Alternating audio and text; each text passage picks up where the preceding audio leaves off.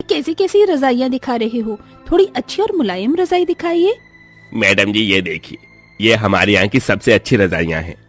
हाँ, ये वाली काफी अच्छी है। एक काम करो, ये 5 रजाइयाँ दे दीजिए। मम्मी मम्मी, आप ये इतनी सारी रजाइयाँ क्यों ले रही हो? हमारे पास तो ऑलरेडी रजाई है ना। रोहन बेटा, ठंड का मौसम शुरू हो गया है, इसलिए मैं इतनी सारी रजाइयाँ ले रही हूँ, ताकि जब एक रजाई को ओढ़कर हम लोग बोर हो जाएं, तो हम न्यू रजाई ओढ़ लें। निमी की बात सुन निमी के घर में काम कर रही नौकरानी शालू सोचती है, ये अमीर लोगों की भी जिंदगी कितनी अच्छी होती है। इनके पास इतनी सारी रजाई होती हैं और एक हम गरीब हैं जो फटी पुरानी इकलौती रजाई में न जाने कितनी सर्दियों का मौसम गुजार लेते हैं।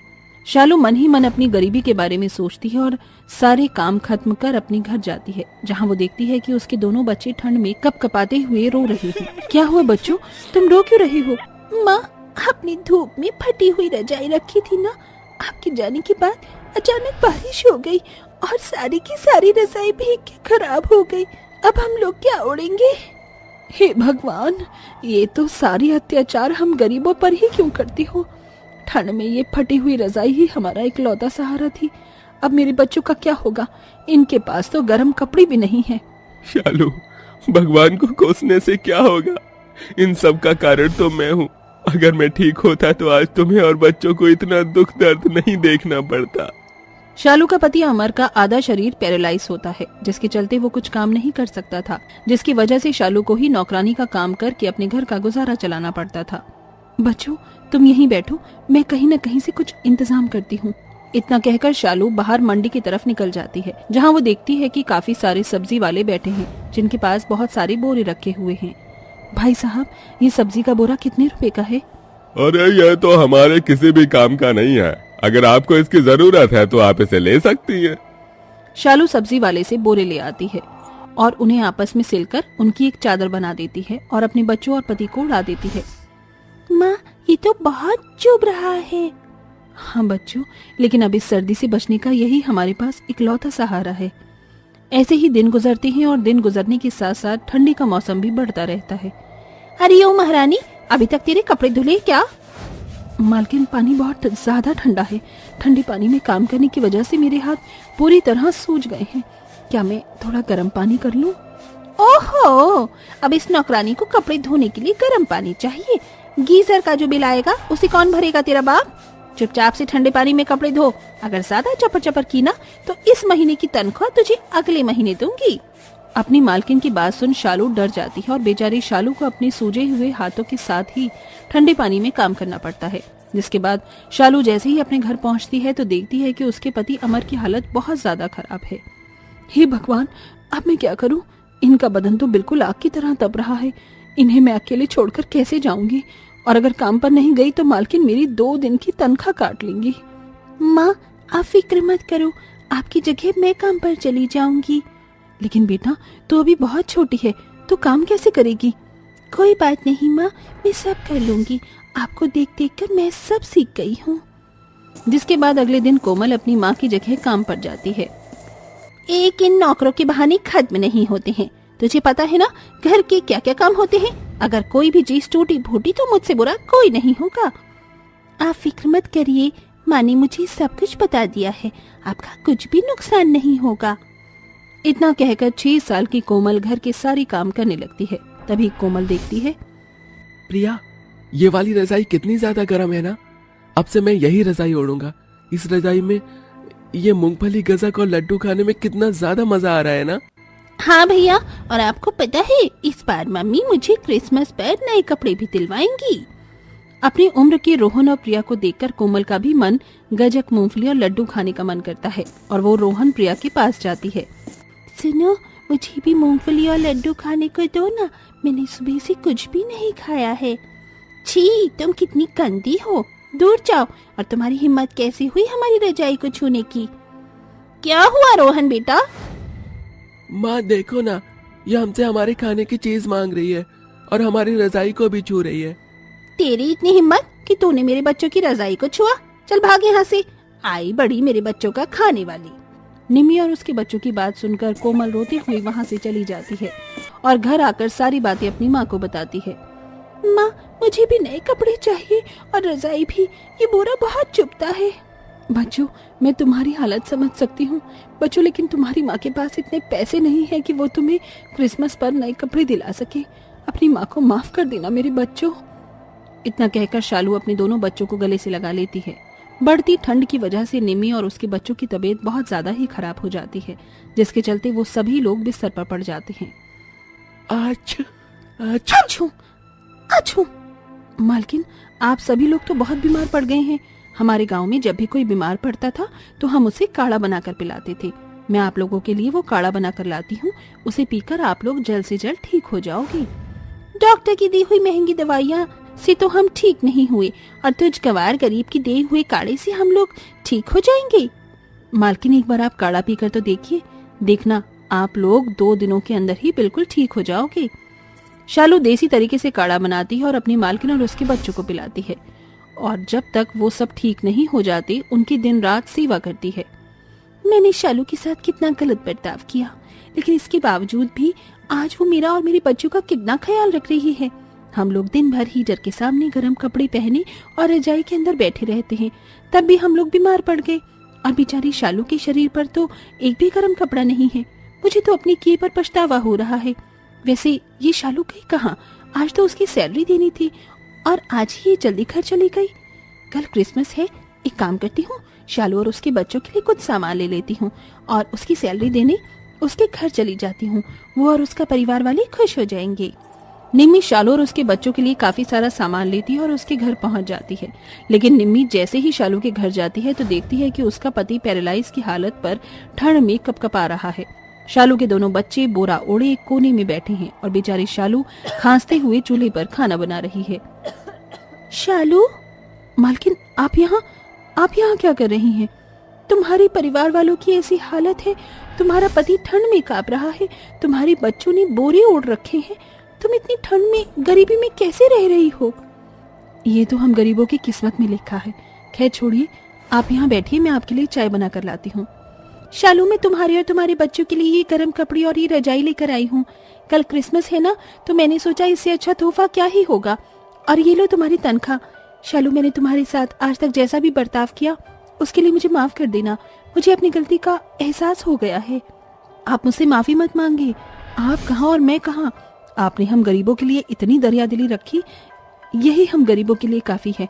आपके एहसान को मैं कभी नहीं भूल पाऊंगी। शालू की बात सुन निम्मी शालू को गले से लगा लेती है, जिसके बाद निम्मी शालू की सैलरी और बढ़ा देती है, जिससे शालू की फाइनेंशियल कंडीशन ठीक होने लगती है। वहीं अब शालू और उसका परिवार सर्दी के मौसम में गर्म कपड़े पहनता है और अच्छी रजाई ओढ़ते हैं। गरीब दर्जी सास ने सिला 5 बहू का कंबल। हट यहाँ से, मैं यहाँ बैठूंगी। नहीं नहीं, यहाँ मैं बैठूंगी। तू कब से चूल्हे के पास बैठी हुई है, अब मेरी बारी है। ओहो, महारानी सुबह से आराम कर रही हैं और ठंडे पानी में काम मैं कर रही हूँ, फिर भी चूल्हे के पास इन्हें बैठना है। तो मैं इंसान नहीं हूँ क्या? मुझे ठंड नहीं लगती? अपनी दोनों बहू अंकिता और वैशाली की लड़ने की आवाज सुन करुणा देवी और उसकी बाकी की तीनों बहुएं वहां आ जाती हैं। क्या हुआ तुम दोनों को, क्यों लड़ रही हो? माँ जी देखिए ना, सुबह से ठंडे पानी में काम मैं कर रही हूँ और चूल्हे के पास इसे बैठकर हाथ पैर सेकने हैं। माँ जी, आप तो जानते हो ना कि मुझसे ठंड बर्दाश्त नहीं होती, तो चूल्हे की सबसे ज्यादा जरूरत किसे है, इसे या मुझे? ठंड शुरू ही नहीं कि तुम दोनों का लड़ना शुरू हो गया। इस चूल्हे के पास कोई भी नहीं बैठेगा। जाकर अपने अपने काम करो, वरना तुम सबको अक्ल ठिकाने लगा दूंगी। अपनी सास की बात सुन बहुएं चुपचाप से वहां से चली जाती हैं और अपने अपने कामों में लग जाती हैं। दिसंबर का महीना शुरू हो चुका था और इसी के साथ शुरू हो चुकी थी कड़ाके की सर्दी। चारों तरफ सर्दी का माहौल और ठंडी ठंडी हवाएं होती है।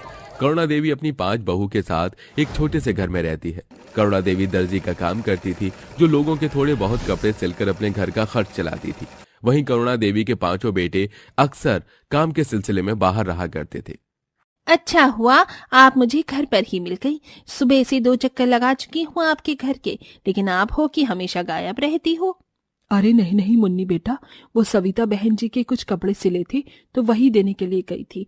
तू बता, तेरा आना कैसे हुआ यहाँ? काकी ये देखिए ना, कल दोनों बच्चों ने खेल खेल में कंबल को बीच में से फाड़ दिया था। आप इसे जल्दी से सीकर दे दीजिए, वरना दोनों बिना कंबल के घर में उधम मचा देंगे। ठीक है, मैं अभी थोड़ी देर में कंबल सिलकर तेरे घर भिजवा देती हूँ।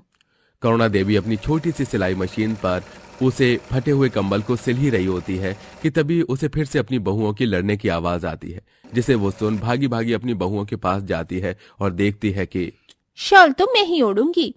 ऐसे किसी शॉल को ओढ़ने की बारी अब मेरी है। नहीं, इसे ओढ़ने की बारी मेरी है।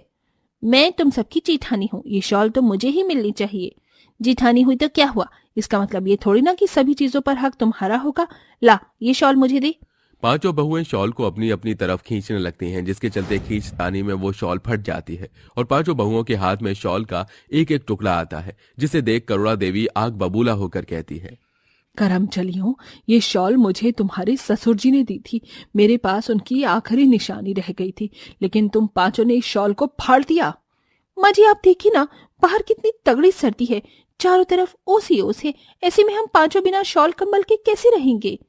हाँ माँ जी, हम भी पांचों इस रोज रोज की लड़ाइयों से थक चुके हैं, लेकिन ठंड के कहर की वजह से हमें मजबूरन ठंड से बचने के लिए लड़ाई करनी पड़ती है। अपनी बहू की बात सुन करुणा देवी कुछ नहीं कहती और वहां से चली जाती हैं और अपनी पुराने संदूक को खोलकर उसमें से एक बहुत पुराना कंबल निकालती है। बहुओं, ओ बहुओं, इधर तो आना जरा। जी माँ जी, बोलिए। अब तुम पांचों को ठंड में ना ही तो शॉल के लिए लड़ना पड़ेगा, ना ही हाथ पैर सेकने के लिए। ये लो, तुम पांचों इस कंबल को ओढ़कर आराम से सोना। आखिरकार इस सर्दी से राहत तो मिली। दिन से रात होती है और पांचों बहुएं कंबल ओढ़कर सो जाती हैं, लेकिन कंबल की जगह जगह से फटने की वजह से हवा कंबल से आसानी से अंदर बाहर हो रही थी, जिसके चलते इस कंबल में से तो आसानी से हवा अंदर बाहर हो रही है। मेरे पैर तो बर्फ की तरह ठंडे हो रहे हैं। अरे वैशाली, थोड़ी कंबल दो ना इधर। पूरी कंबल तो तुमने अपनी तरफ ही कर ली है। अरे मैंने नहीं, संकिता ने सारी कंबल अपनी तरफ ले रखी है, देखो जरा। अरे मैं तो बिल्कुल बिना कंबल की सो रही हूँ। रात में भी तुम लोगों को चैन नहीं है, इतनी मुश्किल से नींद लगी थी। क्या हुआ तुम लोगों को? देखिए ना माँ जी, इन लोगों ने सारी की सारी कंबल ले ली है। एक तो कंबल फटी हुई है, ऊपर से ढंग से ओढ़ने को भी नहीं मिल रही है। कंबल हमने नहीं बल्कि संकिता ने ले ली है। और नहीं तो क्या करूं, एक तो इतना छोटा कंबल ऊपर से फटा हुआ है, ऐसे में हम लोग कैसे सोएंगे। करुणा देवी अपनी बहुओं की बातों को सुनकर कुछ नहीं कहती और सुबह होते ही उस पुरानी फटी कंबल को लेकर सिलने लगती है। कंबल सिलने के बाद कंबल के अंदर से हवा आनी जानी तो बंद हो जाती है, लेकिन पांचों बहुओं को एक ही कंबल में सोने में काफी परेशानी आती है, जिससे उन पांचों में हमेशा कंबल के लिए अनबन बनी रहती है। रात में तो पूरा का पूरा कंबल लेकर सो जाती है, ऊपर से दिन में भी इसके हाथों से कंबल नहीं छूटती।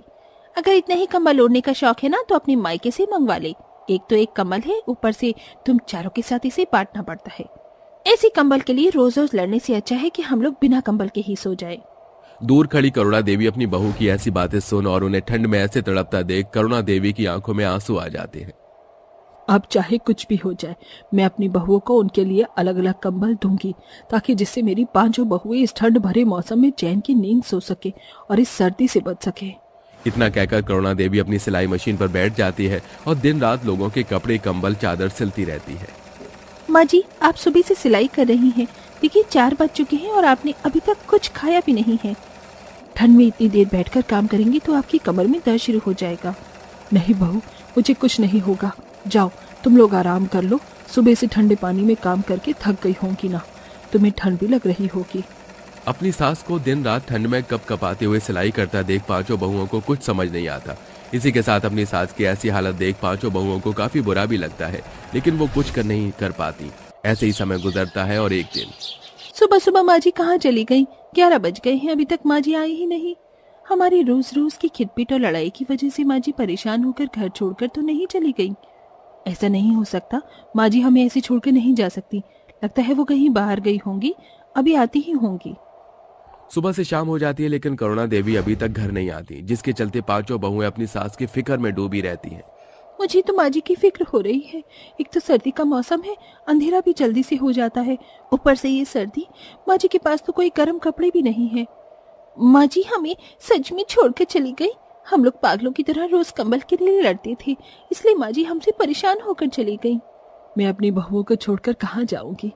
माँ जी आप कहाँ थी? आप हमें ऐसे बिना बताए कहाँ चली गई थी? मैं तुम पांचों के लिए कुछ लाने के लिए गई थी। ये देखो। इसमें क्या है माँ जी? खुद ही खोल कर देख लो, पता चल जाएगा। करुणा देवी की पांचों बहुएं जैसे ही उसके लाए हुए थैलों को खोलकर देखती हैं तो देखती ही हैरान रह जाती हैं। इसमें इसके अंदर तो कंबल है, वो भी एक नहीं 5-5। हाँ बहू, इस सर्दी के मौसम में मैं रोज रोज तुम पांचों को ठंड में तड़पता देखती थी।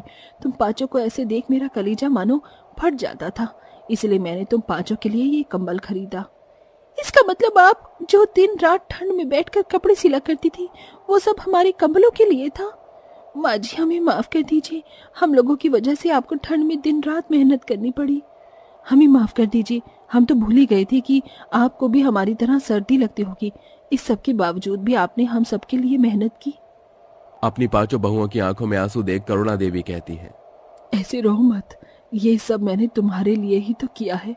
अब देखो, अब तुम सबको बिल्कुल भी ठंड नहीं लगेगी और तुम सब आराम से सर्दी के मौसम में रहोगे। पांचों बहुएं अपनी सास के गले लग जाती हैं, जिसके बाद अब पांचों बहुएं अपनी अपनी कंबल में आराम से सर्दी के मौसम में सोती हैं और पांचों बहुओं के बीच का मनमुटाव भी खत्म हो